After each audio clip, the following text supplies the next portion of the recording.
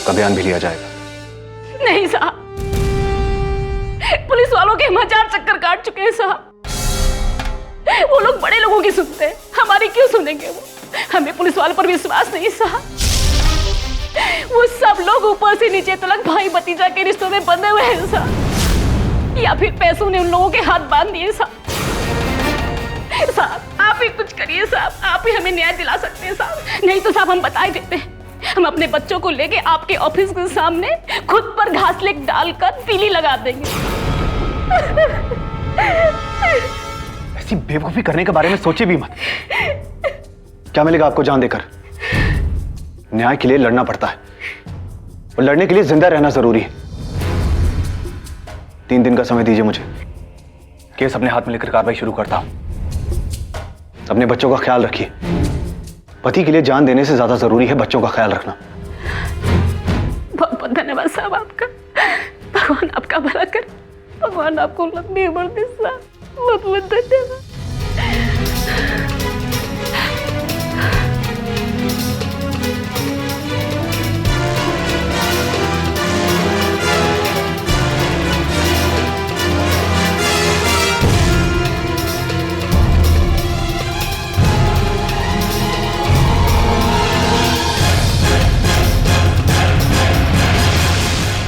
हरदेव,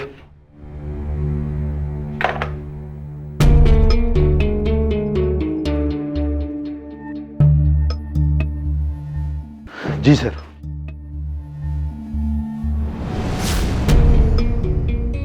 हरदेव, यहाँ के एसपी को फोन करो, पूछो बद्री की पत्नी का बयान क्यों नहीं लिया गया और बिना इन्वेस्टिगेशन के केस कैसे बंद कर दिया गया।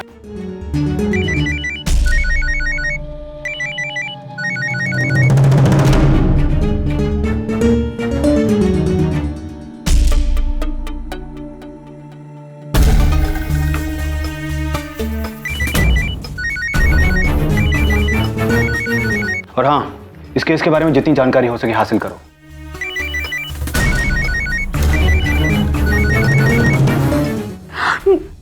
बार बार टिंग करके हमारा फोन ही काट दे रहे। अब सीधा ऑफिस जाकर हम देखते हैं। समझते क्या अपने आप को? यहाँ के लोकल तो छुड़वे नेता, सबको अपने साथ मिलाओ और जो भी रास्ता मिले घुस जाओ। जी सर।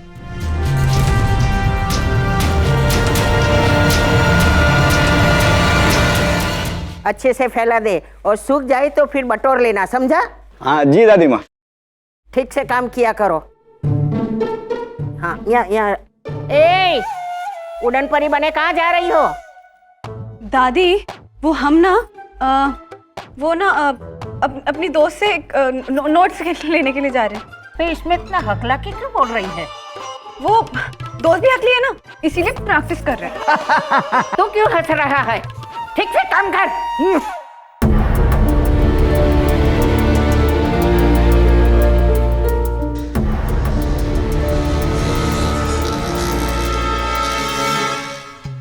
बद्री केस के बारे में सारी की सारी डिटेल जल्द से जल्द निकालिए। ठीक से गहराई से छानबीन कीजिए। जी सर। हमें ऐसी जगह मिलना होगा जहाँ कोई भी हमें ड्राइंग करके देख ना ले, बिल्कुल चुपके से। बहुत जरूरी बात करनी है हमें आपसे।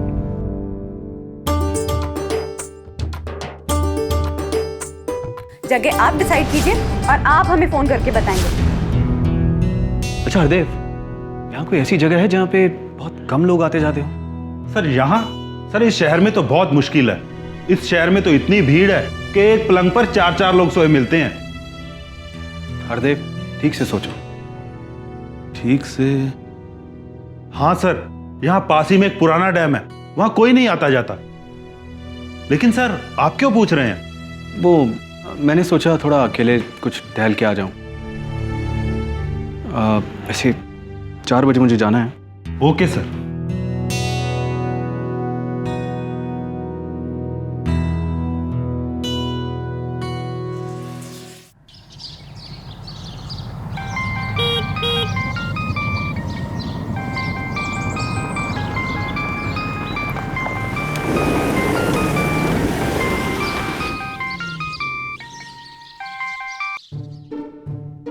हाय, वो मैं एक्सक्यूज मी, समझते क्या आप अपने आप?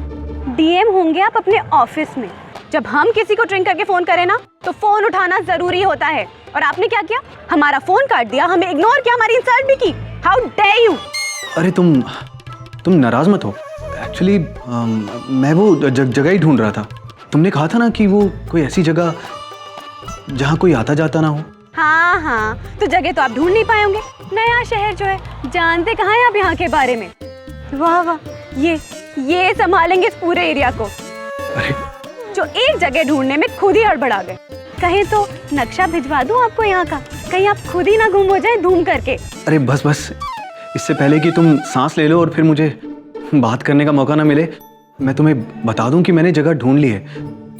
पुराने डैम के पास ठीक 4 बजे तुम्हारा इंतजार करूंगा। Take care. धूम करके। समझ में नहीं आ रहा ये अकेले क्यों मिलना चाहती।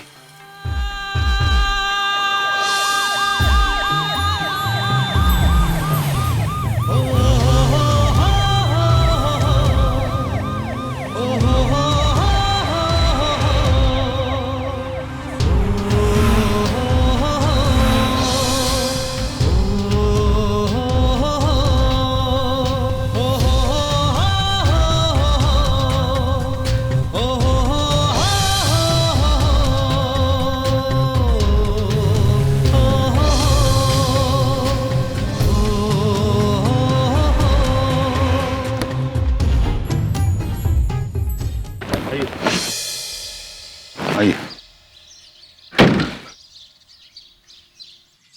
हरदेव, आप लोग वापस आइए यहाँ से। सर, सभी लोग? सर, वो 2-4 सिक्योरिटी गार्ड को साथ ले जाते तो अच्छा रहता। यहाँ तो हर इंसान अपनी कमर में कट्टा खुसे रहता है। हरदेव, जैसा कहा है मैंने वैसा करो। 6 बजे तक वापस आ जाऊंगा। जी सर। चलिए सब वापस बैठिए गाड़ी में, चलिए।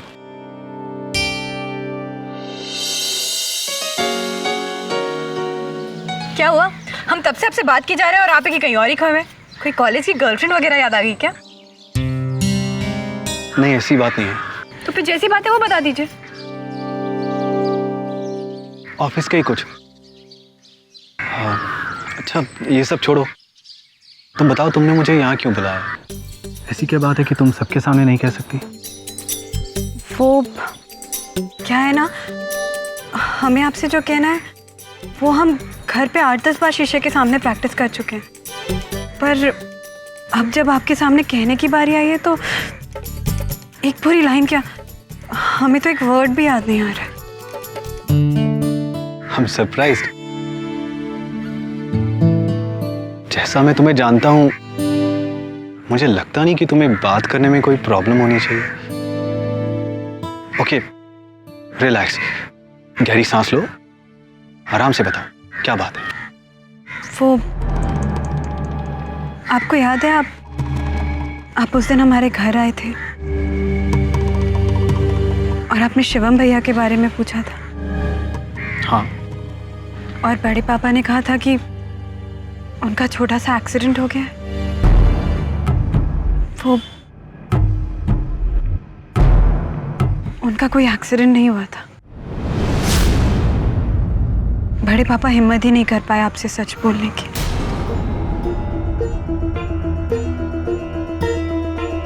बड़े पापा और झूठ? इम्पॉसिबल। क्या बात है?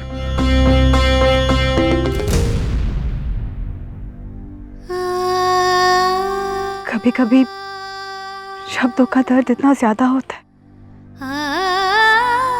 कि अपने आप से कहने पे भी सहा ना जाए, तब दूसरों से कैसे कहे कोई।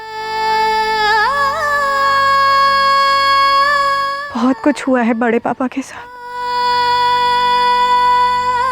आपके यहाँ से जाने के बाद आरक्षण के खिलाफ जो आंदोलन हुए थे, उसमें प्रियम भैया आरक्षण! आरक्षण! आरक्षण! प्रियम भैया ने उस आंदोलन में हिस्सा लिया था। लड़ रहे थे सरकार से कि जाति के नाम पे आरक्षण बंद करें। बहुत समझाया बड़े पापा ने उन्हें कि अपनी मेहनत से, अपनी लगन से आरक्षण के ऊपर उठकर दिखा, पर प्रियम भैया नहीं रुके। वनिता याद रखेगा हिंदुस्तान। सिटी सेंटर में सबके सामने अपने ऊपर पेट्रोल डाल के जला लिया खुद को।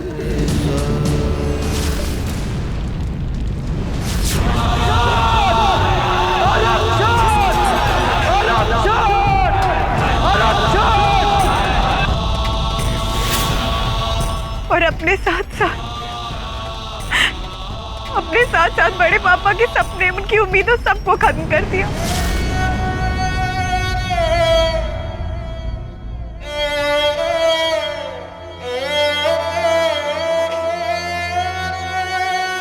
और बड़ी माँ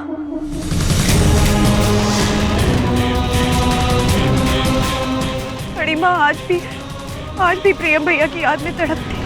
प्रियम 19 साल बाद आज भी वो दरवाजे की तरफ वैसे ही दौड़ पड़नी है जैसे उस दिन दौड़ी थी जब प्रियम भैया के शरीर को घर लाया गया। आपके आने के थोड़ा पहले शिवम भैया वो आईएएस के लिए चौथी बार ट्राई कर रहे थे, लेकिन सेलेक्ट नहीं हुए। उनका कोई एक्सीडेंट नहीं हुआ था, अपनी जान लेने की कोशिश की थी उन्होंने। हम बड़े पापा के चेहरे पे एक बार फिर से खुशी देखना चाहते, उन्हें जिंदगी काटते हुए नहीं, एक बार फिर से जिंदगी जीते हुए देखना चाहते हैं। अब हम एक बेटी होने का फर्ज निभाना चाहते हैं और इसके लिए हमें आपकी मदद की जरूरत है।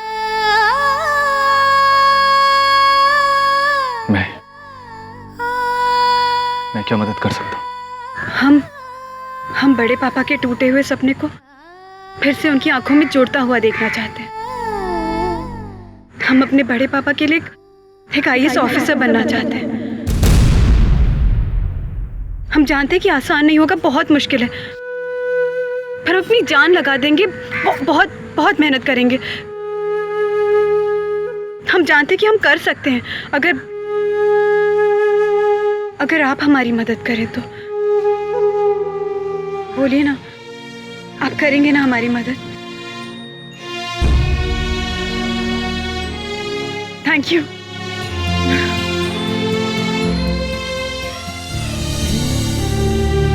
आकाशी, ये तो बताइए कि आईएएस के लिए मुझे कौन कौन सी किताबें लेनी पड़ेंगी?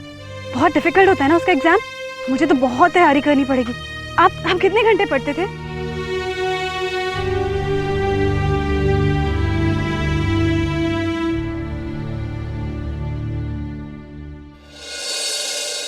आपकी कार कहाँ है? वो एक्चुअली मैंने वापस भिजवा दी, मैं पैदल चला जाऊंगा। आपका ऑफिस यहाँ से कम 7 किलोमीटर दूर है। कोई ऊँट है क्या जो पैदल चले जाएंगे? चलिए मैं आपको छोड़ देती हूँ। नहीं, it's okay, I am fine, मैं चला जाऊंगा। मैं समझ गई आप क्या सोच रहे हैं। आप यही सोच रहे हैं ना कि 7 किलोमीटर की डिस्टेंस में मैं कम से कम 7 लोगों को टक्कर मारूंगी और लोग मुझे तो कुछ कहेंगे नहीं, धप धप करके आप ही की पिटाई शुरू कर देंगे। अब आम इंसान कहाँ जानता है कि आप कौन है? नहीं, ऐसी तो कोई बात नहीं। तो फिर चलिए बैठिए।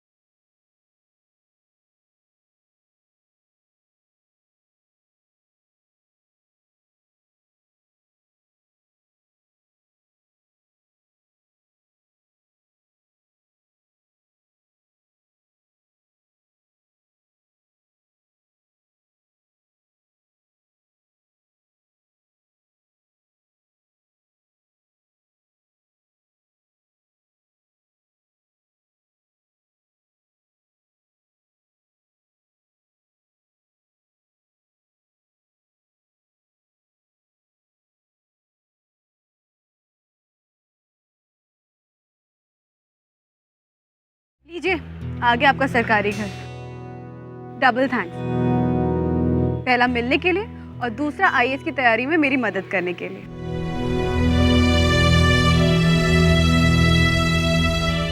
क्या हुआ? स्कूटी पे बैठने से चक्कर आते हैं क्या? कुछ बोल ही नहीं रहे। मैं ठीक हूँ, आई एम फाइन। ओके, हम चलते हैं।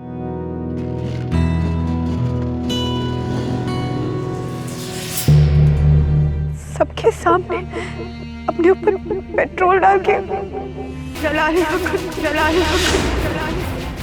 शिवम भाई अपनी जान लेने की कोशिश